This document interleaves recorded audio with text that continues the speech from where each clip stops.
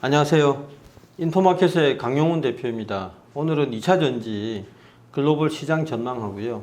과연 국내에 이제 고평가 논란이 있는 양극재 주식을 들고 가야 될 것이냐, 팔아야 될 것이냐, 거기에 대해서 설명을 해드리려고 합니다.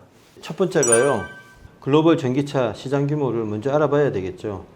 정말 놀라운 게 왕칭 중국 국무원 발전연구센터 시장경제연구소 부소장이 2023년 중국 전기차 백인회의에서 신에너지차 중국 판매 규모가요, 놀라지 마십시오. 2025년에 1,700만 대, 2030년에 물경 3,200만 대로 전망을 했거든요.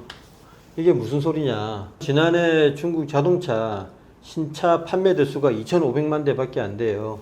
근데 그거를 능가하는 3,200만 대의 전기차를 판다고 하니까 이게 이제, 근데 비웃으시면 안 됩니다. 왜냐하면 작년 2022년에 중국 전기차 몇 대 팔는지 아세요? 680만 대가 팔렸습니다. 무려. 엄청나죠? 1년 전이 2021년에 300만 대가 안 됐거든요. 이게 680만 대가 됐어요. 물론 여기에는 이제 PHEV라고 플러그인 하이브리드 차량이 포함되어 있는데 순수 전기차도 500만 대가 넘습니다. 올해 이렇게 되다 보니까 예상 전기차 판매 대수가 2023년 중국에서 900만 대에서 1000만 대랍니다. 작년에 테슬라가 130만 대 팔았잖아요. 그 중에 절반을 상해에서 생산을 했다는데 그게 아마 다 중국 전역에서 팔렸을 거예요. 중국 시장이 없었으면 작년에 테슬라도 130만 대 팔지를 못했다. 이런 결론이 나옵니다. 이게 중국이 장담한 대로 3,200만 대가 될 수 있다. 이게 이제 꿈이 아닌 것 같아요. 우리가 봅시다. 2030년에 갑론을박이 한창이죠. 전기차가 몇 대가 생산된다, 몇 대가 팔린다 이러는데 각국의 로드맵을 보면요, 의외로 심플합니다. 미국은 바이든 대통령의 로드맵대로라면 2030년에 1,000만 대 자동차를 판매할 것 같아요. 유럽은 얼마냐? 500만 대입니다. 아까 중국이 얼마라고 했죠? 제가 3,200만 대. 합치면 얼마예요? 4,700만 대죠? 그러면은 4,700만 대만 있나? 좀 생각보다 작네? 아니죠. 한국, 일본, 그 다음에 이제 중남미, 다해가 중동도 있고요. 해서 이게 900만 대랍니다. 기타. 그렇게 해서 총 시장 규모가요, 5,600만 대입니다. 600만 대. 자, 5,600만 대가 어느 정도의 시장 규모일까요? 지금 이제 전기차가 중국엔 싼 것도 있고, 보통 미국의 테슬라 같은 경우는 뭐 우리나라 돈으로 6천만 원, 7천만 원 이렇잖아요. 좀 비싼 거는 더 비싼데 평균 가격을 인플레이션 감안해서 2030년에 한 6천만 원이라고 하죠. 자, 5,600만 원에 6천만 원을 곱하면 시장 규모가 나옵니다. 이게 얼마게요? 3,360조. 간단하게 뭐 우수리 떼고 3,400조로 하시죠. 전체 자동차 글로벌 시장 규모가 이렇다는 거고요. 두 번째 주제가 배터리 시장 규모가 우리는 중요하잖아요. 두 번째가 글로벌 배터리 시장 규모. 배터리 시장은 확실하게 전기차 시장이 하부 시장이죠. 전기차가 3,360조가 된다고 하더라도 배터리 시장은 그것보다 당연히 적죠. 차체 하부만을 담당하는 거니까요. 여러분, 저번에 제가 동영상 찍으면서 샌디 멀로를 인용을 했는데요. 샌디 멀로가 누구냐면 분해 엔지니어, 자동차나 항공기를 분해해서 역산을 해서 이게 원가가 얼마인지 추적하는 그런 엔지니어인데, 이 양반이 테슬라를 분해를 해서 그걸 추적해서 그런 동영상으로 인기를 많이 끌었어요. 그래서 일론 머스크하고 대담도 해서 인터넷 스타죠. 이분이 2022년에 4680을 채용한 모델 Y를 분해를 했는데, 그거를 이제 제가 저번에 동영상에 소개를 해드렸는데 7,400불이라고 했거든요. 다 분해를 해봤더니 이거를 하나로 계산하면 1,000만 원이 약간 안 돼요. 근데 이제 자동차 회사에서 원가죠. 배터리 팩. 이윤을 붙여서 파는 건데, 배터리 회사가 자동차 한 대에 배터리 관련 부품을 납품해서 얻을 수 있는 최대 부가가치가 대당 1,000만 원이라고 해봐요. 1,000만 원이 배터리 회사에 떨어지는 낙전이다. 아까 자동차 대수가 제가 몇 대라고 했죠? 5,600만 대입니다. 아주 쉽죠, 여러분. 그러면 배터리 시장 규모가요, 의외로 안 커요. 뭐 몇천조 시장 이건 다 아니고 딱 560조입니다. 근데 야 560조 이게 좋네. 우리나라 배터리 3사가 다 잡아먹을 수 있네. 이게 그게 아니고요. 아까 제가 뭐라고 했죠? 중국 시장이 3,200만 대라고 했잖아요. 근데 중국 시장에 3,200만 대가 뭐로 구성이 되어 있냐면 2,800만 대가 아마 순수 메이드 인 차이나 전기차일 거예요. 이 전기차에는 뭐가 탑재가 될까요? 맞습니다. 인산철 배터리가 탑재가 되거든요. 인산철 배터리 아시죠? 싸고 뭐 사고 위험이 적은데 대신 에너지 밀도가 떨어진다고 인터넷 전문가들한테 가루가 되도록 까이는 그런 문제의 제품이죠. 근데 중국 입장은 이게 이제 뭐 한국 너네들 만드는 삼원계 못지않거든 이렇게 주장하고 있는 거예요. 어쨌든 680만 대 팔린 거 보면 인산철 배터리도 엉터리는 아니다. 이게 숫자로 증명이 되지 않습니까? 2,800만 대는 인산철 배터리가 가져간다는 거예요. 이게 중국에서 400만 대는 뭐냐? 이 400만 대는요, 테슬라가 아까 작년에 130만 대에서 65만 대를 중국에 팔았다라는 가능성이 있다고 했잖아요. 시장 점유율이 거의 10%거든요. 이게 3,200만 대의 시장 점유율이 아마 320만 대는 테슬라가 상해에서 생산을 하든 어떻게 하든 중국 내에 팔지는 않겠냐. 그리고 80만 대가 한국의 현대차나 도요타가 전기차를 만들어서 중국에 팔지 않겠냐. 400만 대는 중국이 외국 자동차 업체에 오픈한 그런 기본 커터 물량이라고 가정을 해보자 이거죠. 그래서 2,800만 대, 즉 인산철은 절대 우리가 손을 못 대는 중국에서 그냥 이거는 돈 단돌이 치고 있는 거고요. 그래서 560조 중에서 280조는 중국 거다 이거죠.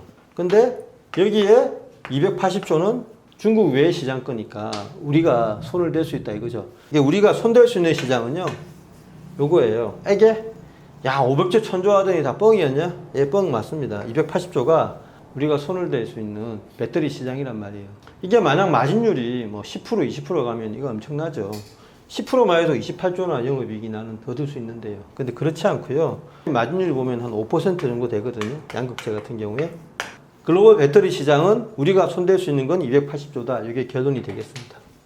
자, 세 번째 주제는 280조 시장.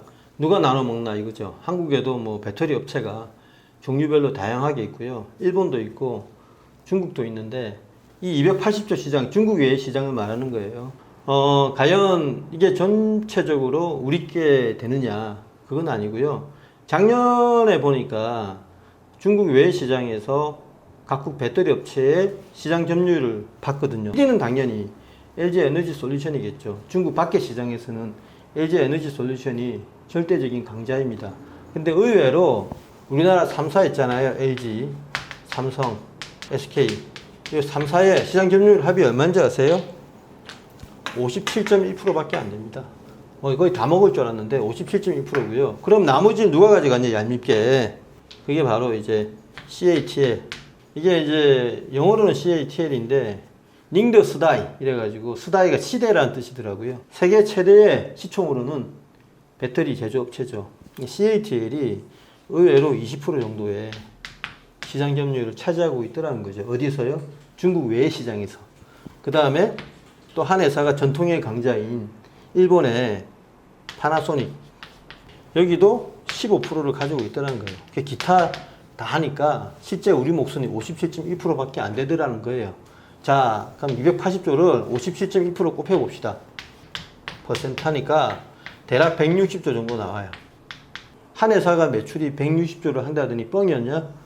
예, 엄청난 가장이죠. 160조가 우리가 매출을 할 수 있는 배터리 토탈 제품인데 여기를 보세요. 배터리 할 때 구성용품 중에서 가장 비중이 높은 게 뭐라 그랬죠? 양극재입니다. 양극재. 양극재인데 양극재가 40% 정도 된다고 하는데 저희는 넉넉하게 한 50%를 가정을 해보면 양극재가 가져갈 수 있는 몫이 80조예요. 매출이 80조라는 이야기입니다. 양극재 우리 업체가 5군데 되죠. LG화학도 있고 그 다음에 에코프로베임도 있고요. LNF도 있고 포스코 퓨처엠도 있고 코스모 신소재에 있는데 5군데에서 80조를 나눠 먹어야 돼요. 매출로. 근데 보세요. 80조의 영업이익률이 얼마냐 하면 영업이익률이 5%입니다.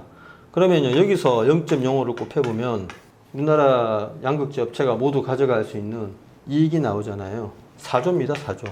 샌디 멀로의 이제 가정에 따르면 그런 거죠. 샌디 멀로가 테슬라의 자동차를 분해했을 때 배터리 가격이 원가가 1,000만 원이라는 가정을 하는 거예요. 그래서 아마 1,000만 원보다는 더 할 것 같은데 현대차나 여타 그 전기차에 채용하는 배터리 원가가 테슬라는 이미 낮췄다는 걸 자랑하는 그런 의미일 수도 있는데 다 수렴한다는 가정하에서 2030년쯤 되면 이 가정을 하는 거니까 이건 80조 이렇게 돼 있어요. 근데 여기에 이제 두 번째 이론이 있습니다. 280조 어떻게 시장 배분되나 80조가 아니다라는 이론이 있을 수 있죠. 그게 뭐냐면요.